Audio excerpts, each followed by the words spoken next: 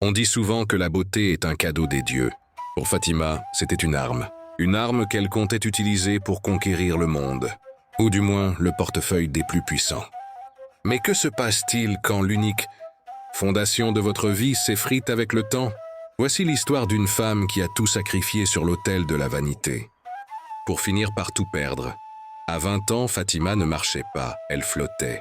Elle ne cherchait pas l'amour, elle cherchait un trophée. Pour elle, un homme n'était qu'un accessoire. Il devait être beau, mais surtout immensément riche. Malik, un jeune homme élégant mais simple, s'approche. Éléonore, je n'ai pas de château, mais je vous promets une vie de bonheur et de respect. Fatima, riant avec mépris. Le respect ne paie pas mes robes de soie. Malik, revenez quand vous aurez un nom et une fortune. En attendant, ne me faites pas perdre mon temps.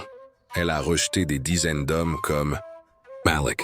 Elle attendait le milliardaire qui ne venait jamais, car elle pensait que sa beauté était éternelle. Les années passent, comme des secondes quand on refuse de voir la réalité. À 35 ans, Fatima commençait à paniquer, même si elle ne l'avouait pas. Elle passait des heures chez les meilleurs apothicaires et couturiers pour masquer l'ombre de la maturité. Elle ne comprenait pas que les hommes qu'elle convoitait cherchaient une compagne, pas une statue de glace. La chute ne fut pas soudaine.